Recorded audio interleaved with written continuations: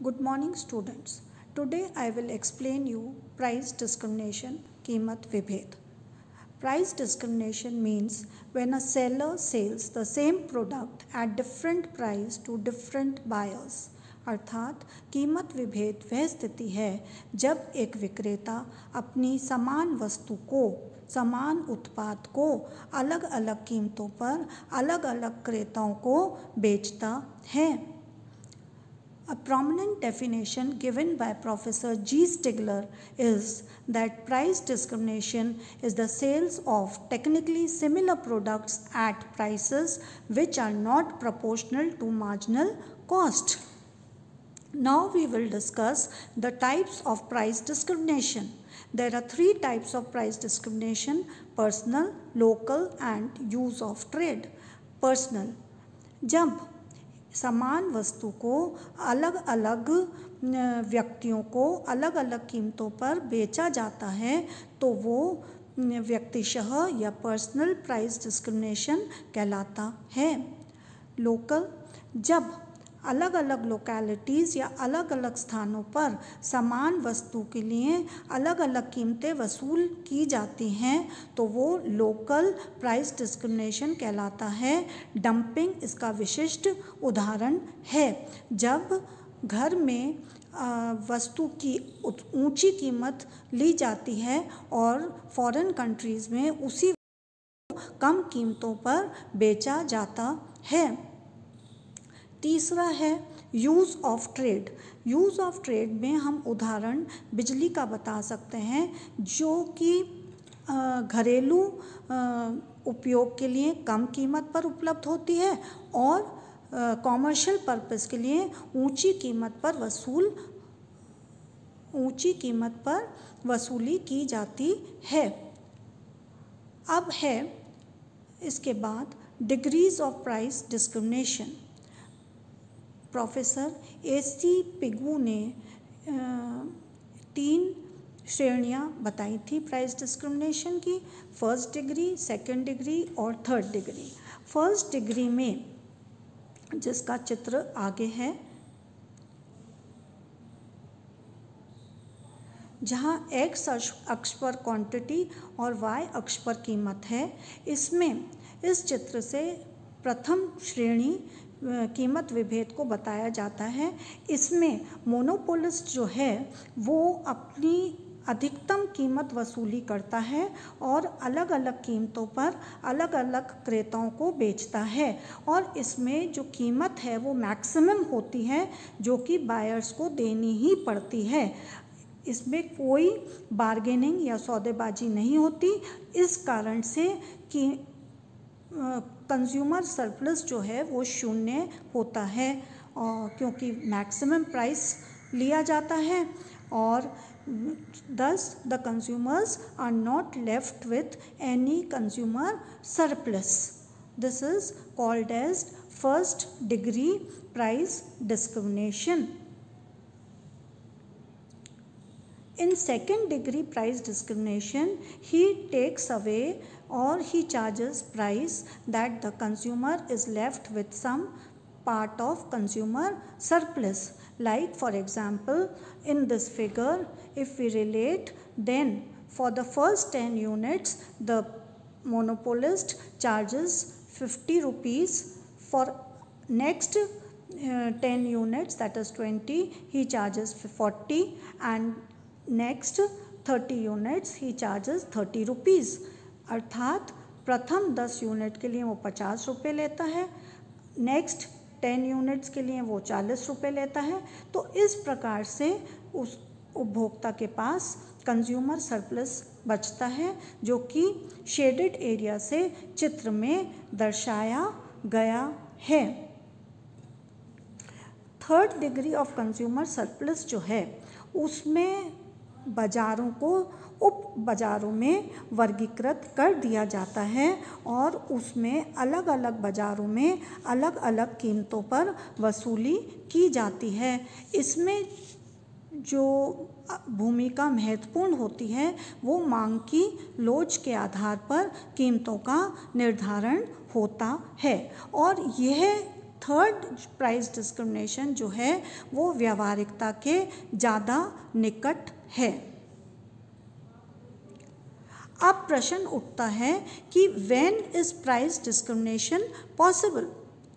तो इसकी 3 महत्वपूर्ण शर्तें हैं जब कीमत विभेद संभव होता है। पहली शर्त तो यह है कि एकाधिकारी की स्थिति होनी चाहिए, क्योंकि उसका बाजार पर पूर्ण अधिकार या पूर्ण नियंत्रण होता है, पूरे उत्पादन पर उसका अधिकार होता है। इसलिए अतः वह अपनी वस्तु को अलग अलग कीमतों पर बेच सकता है या अलग अलग उपभोक्ताओं से अलग अलग कीमतों की वसूली कर सकता है। अब दूसरी शर्त यह है कि it is not possible to transfer any unit of product from one market to another, अर्थात बाजार दूर दूर होने चाहिए ताकि यह संभव ना हो कि सस्ती वस्तु को महंगी बाजार में ले जाकर बेचा जा सके। तो बाज़ारों का दूर दूर होना आवश्यक है। और तीसरा यह है कि अलग अलग कीमतें तभी वसूली की जा सकती हैं जब मांग की लोच अलग अलग बाज़ारों में विभिन्न होती है। That means that the price elasticity in two markets should be different. Now we can give some cases of price discrimination. First, that is nature of commodity. Nature of commodity से अर्थ है कि वस्तु की या सेवा की किस प्रकार से है। जैसे एक सर्जन है वो अलग अलग कीमतों पर अपनी फीस ले सकता है। जैसे अगर कोई धनी व्यक्ति है तो उससे ऊंची कीमत ले सकता है और कोई गरीब है तो उससे कम फीस ले सकता है। दूसरा है टैरिफ बैरियर्स। टैरिफ बैरियर्स का अर्थ है कि एक देश और दूसरे देश, जैसे घरेलू देश में जब समान वस्तु की ऊंची कीमत ली जाती है और उसी वस्तु को जब विदेशों में बेचा जाता है तो कम कीमत पर बेचा जाता है। Legal sanction. अब कई वस्तुओं की लीगल सैंक्शन भी हो सकती है, जैसे इलेक्ट्रिसिटी का यूज़ है तो यह वैधानिक रूप से है कि भाई आप घरेलू अगर सप्लाई करते हैं या डोमेस्टिक यूज़ के लिए अगर इलेक्ट्रिसिटी उपलब्ध होती है तो वो रैशनल प्राइसेस पे या कम कीमत पर उपलब्ध होती है, और वही इलेक्ट्रिसिटी अगर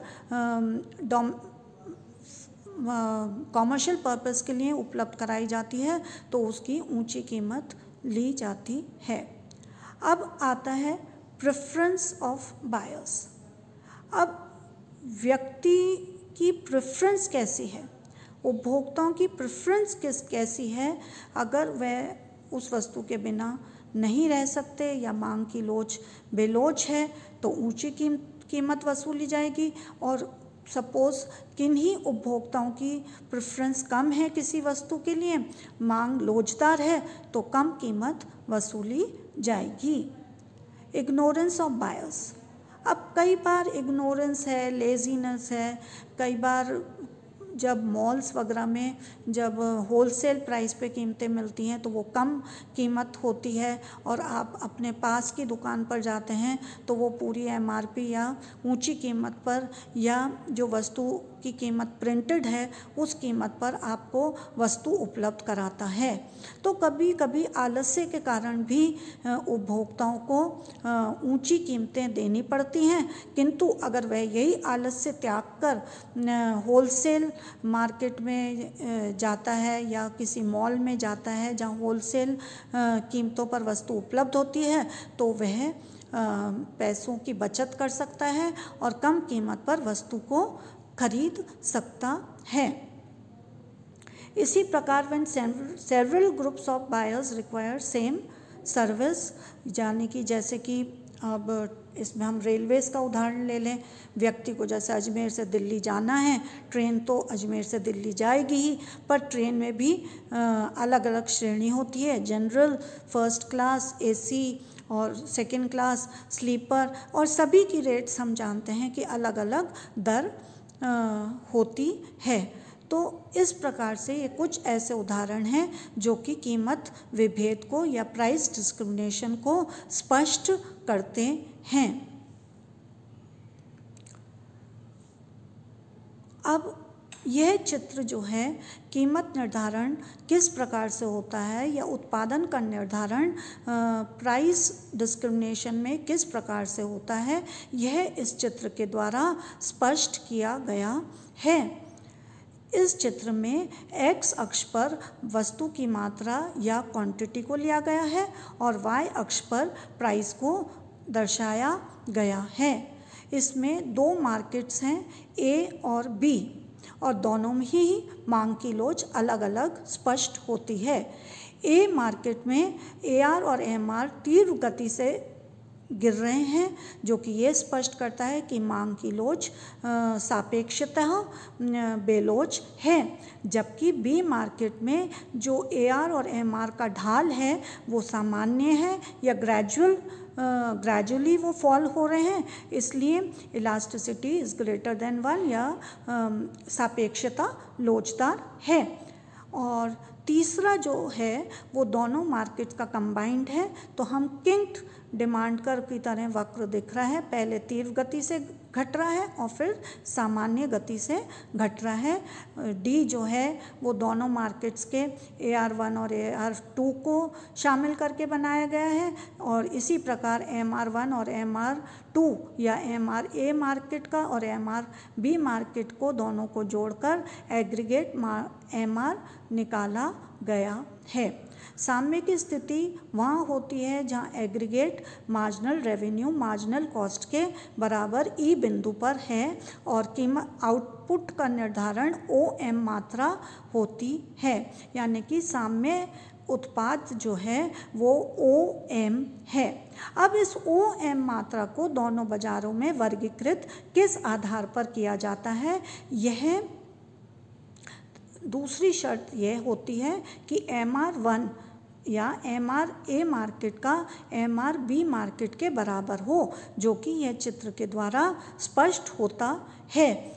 जैसे पहला A मार्केट हम लेते हैं, इसमें जो MR है M1E1 is equal to MC ME के बराबर है, अर्थात यहाँ कीमत का निर्धारण OP1 या P1 M1 है और वस्तु की मात्रा OM1 है। इसी प्रकार दूसरा B मार्केट में M2E2 MR जो है वो MC ME के बराबर है और उत्पादन OM2 है और कीमत OP2 है। इस चित्र से ये भी स्पष्ट होता है क्योंकि A मार्केट में जहाँ मांग सापेक्षता बेलोचदार है तो कीमत तुलनात्मक रूप से अधिक है B मार्केट के OP1 is greater than OP2 और मात्रा भी OM1 is less than OM2, जबकि B मार्केट में क्योंकि मांग की लोच सामान्य रूप से कम बेलोचदार है या E इज़ रिलेटिवली या it is relatively elastic, E is greater than 1, तो इसमें कीमतें तुलनात्मक रूप से कम ऊंची हैं OP1 की तुलना में OP2 है और मात्रा भी अधिक है A बाजार की तुलना में OM2। सुविधा के लिए ये चित्र का स्पष्टीकरण इस लिखित रूप में समझाया गया है और आशा है इसके साथ ही आपको प्राइस डिस्क्रिमिनेशन जो संक्षिप्त में यहाँ समझाया गया है वो समझ में आ गया होगा। धन्यवाद।